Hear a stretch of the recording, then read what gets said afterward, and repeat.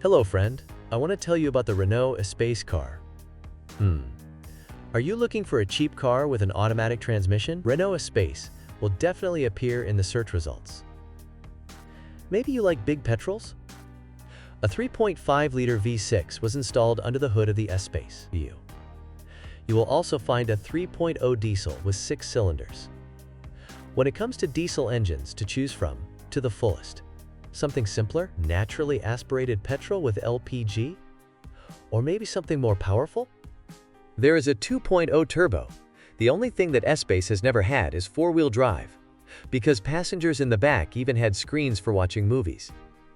This extremely versatile family car is full of advantages. Apart from the issue of huge spaciousness, optional 7 seats, and above-average comfort, the cockpit is literally filled with storage compartments. All the seats are sliding, and if you need to transport something large, it is easy to dismantle those from the second and third rows. In the second row, the seats can even be turned around. If there is not enough space in the Espace, you can buy a 20 centimeters longer version of the Grand Espace. Engines to choose from, to color. The Renault Espace engine range is huge.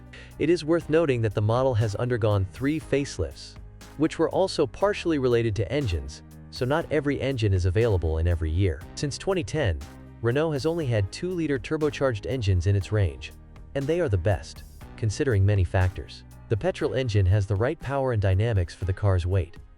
It accelerates to 100 kilometers per hour in about 10 seconds. From the start, it was offered with both a 6-speed manual gearbox and a 5-speed automatic. The automatic only appeared in the 2-liter diesel in 2010. 2-liter units are well known, quite popular, and used in several other models. The petrol engine is a fully Renault design.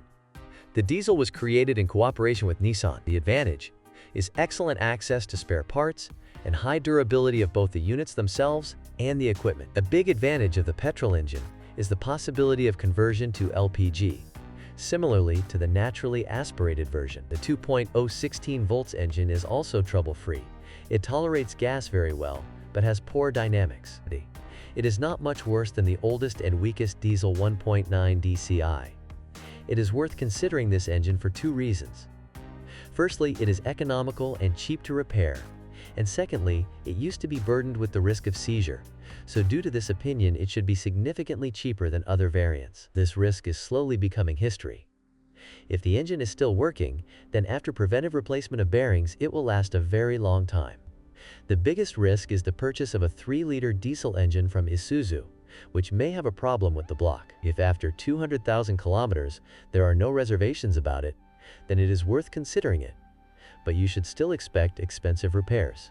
Access to the timing, the number of injectors, 2 heads, all this significantly increases the prices of service and repairs. The V6 petrol engine from Nissan is very durable and is used even in sports cars. With proper maintenance care, it can withstand a huge mileage, although repairs are not the cheapest. For example, the timing chain drive sometimes has to be replaced after 200 to 300,000 kilometers. The parts are not expensive, but replacement is a few hours of precise work. After all, this engine is placed transversely.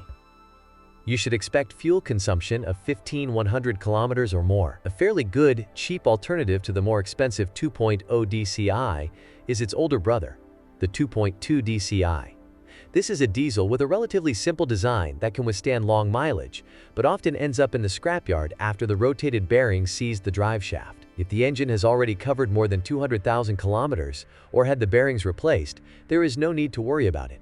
It may be cheaper to repair than the 2.0 DCI. The cost of using a Renault Espace is highly dependent on the number of failures, and these occur relatively often. The most sensitive area is the electronics. Before buying, it is worth checking every element of the equipment, because it may turn out that repairing it is not so much expensive as complicated. Access cards that replace the key, as well as lighting or the electric parking brake, are faulty.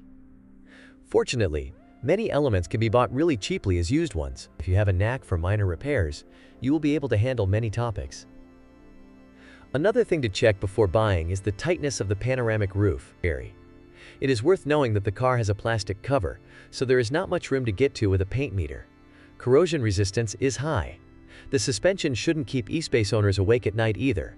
Only the V6 versions wear out the front relatively quickly. It's generally cheap to repair, and every component can be bought as a replacement. The only expensive parts are the rear wheel bearings, which are integrated with the brake discs. Typical Renault Espace faults. Equipment and electrical faults. Diesel equipment failures after longer mileage. Engine leaks. Cracked blocks in 3.0 DCI. Less often in 2.0 DCI with 173 HP. Fragile bearings in diesel engines with infrequent oil changes. What to look for? 2.0 16 volts petrol or 2.0 turbo. What to avoid? Version 3.0 DCI due to potentially high costs.